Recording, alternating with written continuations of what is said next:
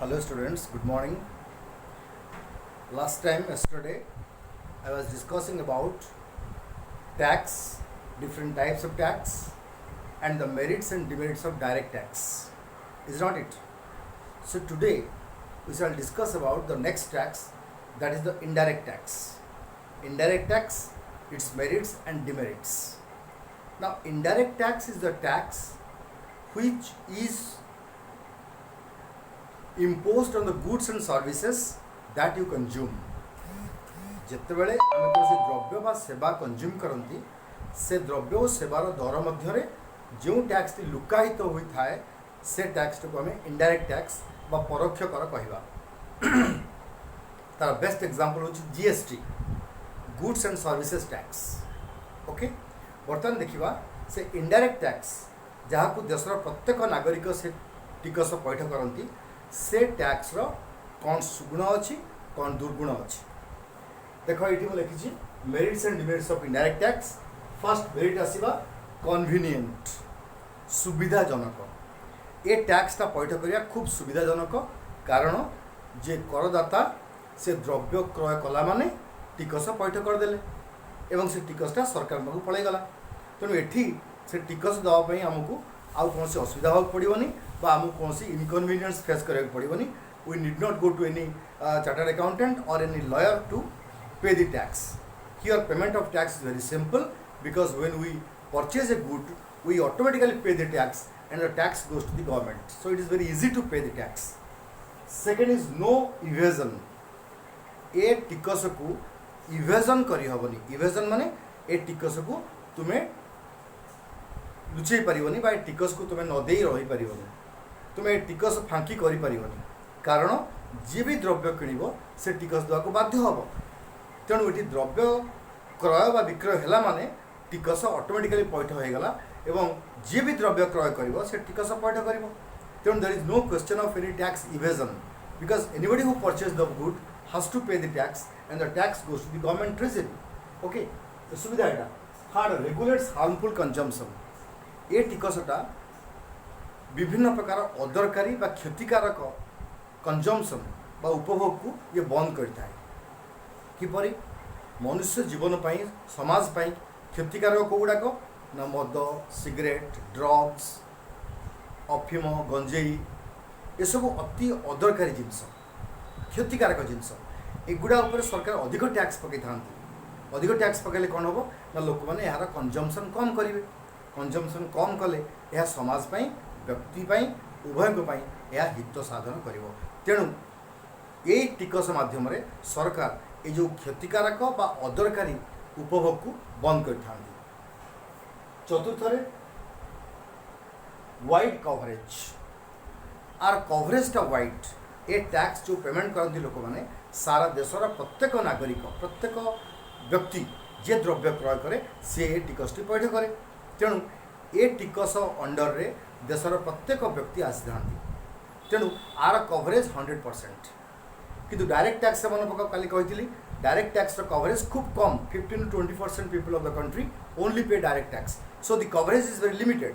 But in case of indirect tax the coverage is wide because every citizen of the country whoever purchases the commodity has to pay the tax, so everybody comes under the tax fold, so the coverage is very wide. Then the last one is equitable. Equitable means ये टैक्सटा समस्त को समानता आनी थाए, कारण जो टिकस तुम पैठ करुच ताहा धनी और दरिद्र भिन्न भिन्न द्रव्य व्यवहार करता। धनी मैंने जो द्रव्य व्यवहार करता कॉस्टली कमोडिटीज तापर टैक्स रेटा अधिक, किंतु गरीब लोक मैंने जो कमोडिटी यूज करते टैक्स रेटा कम सरकार नियंती। बुझिपार गोटे गोटे सस्ता कमोडिटी उपर टैक्स खूब कम थाए, किंतु गोटे अति कॉस्टली कमोडिटी उपर टैक्सटा अधिक थाए। गोटे 5 लाख टकार कार उपर टैक्स कम, किंतु गोटे 50 लाख कार उपर टैक्स बहुत अधिक। तेणु ये धनी अधिक दूसरी, गरीब कम दूसरी। तेणु यह समाज समानता आनी थाए। आउ गोटे यार लाभ अच्छी प्रोटेक्शन टू होम इंडस्ट्रीज।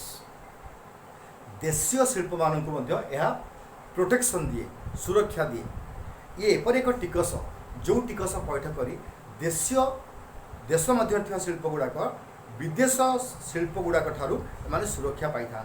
किपरि भाव में ना सरकार कौन करती देशीय शिल्प मान प्रगति पाई अधिक उन्नति पाई से माने विदेश आसुवा द्रव्य गुड़ाक अधिक टिकस पकाती एवं देश मध्य उत्पादित होता द्रव्य गुड़ाक कम टिकस पकाती जहाँफल कौन हम ना से द्रव्य उपर अधिक टिकस पड़े ता अधिक दर बिक्री हम बजार लोक किणवेनि किंतु देशीय द्रव्य गुड़िक कम टिकस पड़ुवर ता दर कम हम और लोक अधिक किणवे तेणु देशीय शिल्प गुड़िक देश मध्य शिल्प गुड़िक आ द्वारा प्रोटेक्शन पाइबे एमाने विदेशी कंपटीशन रु फॉरेन गुड्स कंपटीशन रु एमाने मुक्त हो रहिबे एमाने कम दाम रे बिकले अधिक लाभवान हेबे अधिक तांगर बिक्री होबो एवं foreigners cannot come to the country because of high taxes if at all they come they will face very little demand for their goods so it is a protection to the home industries against the foreign competition so ei chota ho jar merits ame asa demerits को first demerit होची uncertainty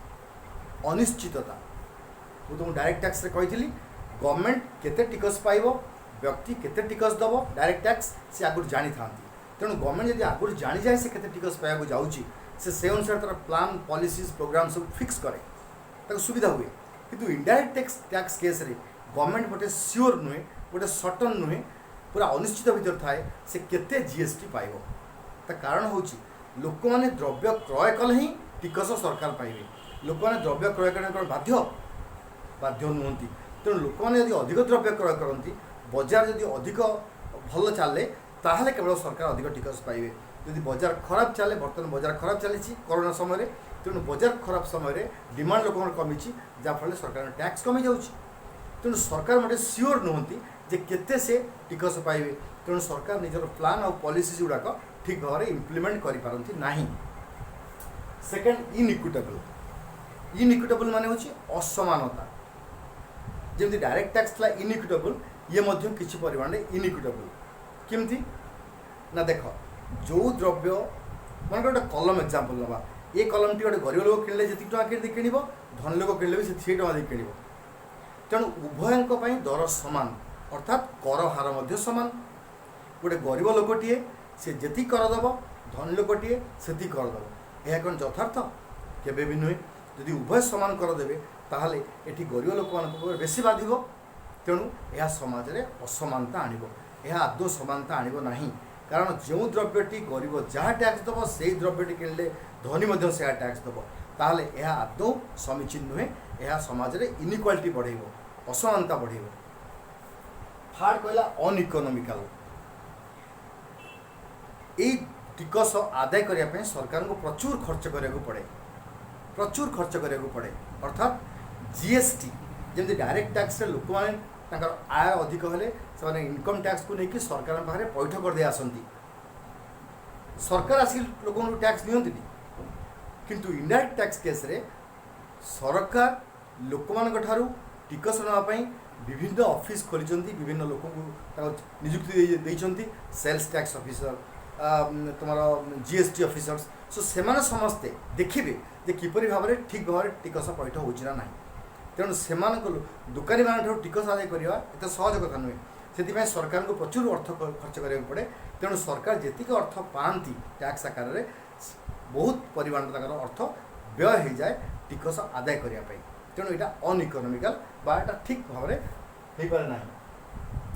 lack of civic consciousness लोक मान भीतर सचेतनतार अभाव direct tax case कौन होता ना लोक मैंने जेहेतु निजे अर्थ पैठ करुले टिकस पैठ करुले से जाना चाहिए जे केते टंका से टिकस आदाय है सरकार से टिकस किपरि खर्च कले भितर गोटे जानार आग्रह रोटे इनक्विजिटिव से कनसियस हे किंतु इनडायरेक्ट टैक्स केस रे लोक मैंने टिकस पैठ करती किंतु निजे जानती से टिकस दौरान बोली मनकर तुम गोटे कलम किण 10 टଙ୍କା दाम से 10 टଙ୍କା भितर तुम 2 टଙ୍କା कि 3 टଙ୍କା टैक्स देच से तुम जान तेणु यह लुकायित हो दर मध्य रही तेणु व्यक्ति माने टिकस पैठ कला बेले आदौ सचेतन नुहति कारण से टिकस पैठ कर जान न था जिते से सचेतन नुहति तेणु से सरकार कौन खर्च कले किपरि खर्च कले से विषय जानापी आदौ आग्रह प्रकाश करती ना तेणु इनडायरेक्ट टैक्स रे tax payers are not at all conscious they are not vigilant therefore it is not good for the country people of the country should be vigilant should be aware how the government is spending money But in case of indirect tax, the taxpayers, they never bother what in which way the government is spending money and how much tax is collected and all that. So this is not good for the country's democracy. Next is inflationary. Inflationary माने मुद्रास्फीति वृद्धि करे. परोक्ष कर जेते वृद्धि पाइब दरदाम सेते वृद्धि पाइब. तेणु दरदाम वृद्धि पाइले यह देश में मुद्रास्फीति अवस्था सृष्टि करिवो. मुद्रास्फीति एक अवस्था जितेबाला बजार दरदाम बढ़ी जाए और मुद्रार मूल्य ह्रास पाई था है. बजार दरदाम बढ़िले मुद्रार मूल्य ह्रास पाई था. मुद्रार मूल्य माने मुद्रार किणवार शक्ति कमी जाए. तेणु जिते दरदाम बढ़ से मुद्रार किणवार शक्ति कमिज. तेणु यह देश में मुद्रास्फीति आण जहाँ गरीब लोक अत्यधिक बाधिब और आम देशर एक्सपोर्ट भी कमिब और देशर अर्थनीति उपर विदेशी पुंजीर कौन विश्वास भरसा रहा. तेणु जीएसटी बा आमर इनडायरेक्ट टैक्स जिते वृद्धि पाइब सेते अधिक आमर देश में मुद्रास्फीति वृद्धि पाइब. एवं शेष में रिग्रेसिव. रिग्रेसिव माने रिग्रेसिव आम टैक्स तीन प्रकार मन रख. Progressive, proportional, regressive. प्रगामी, प्रतिगामी आउ रिग्रेसिव. रिग्रेसिव अर्थ हूँ जिते बड़े टैक्स बर्डनटा टैक्स बेसी बर्डन गरीबों को पड़े और कम बर्डन धनी उपर पड़े ताको आम रिग्रेसिव कहवा. प्रोग्रेसिव कौन जिते रिच मान बेसी बर्डन टैक्स पड़ो गरीब लोकों कम टैक्स बर्डन पड़ो ताको आम प्रोग्रेसिव कहवा. किंतु ये इनडायरेक्ट टैक्स आम हाईली रिग्रेसिव. जितेबाला टैक्स बोझ, टैक्स भार, टैक्स बर्डन बेसी गरीब लोक फिल करती, कम धनी लोक फिल करती. तेणु यहाँ रिग्रेसिव. एमती टैक्स दुनिया रे बहुत कम देखा मिले.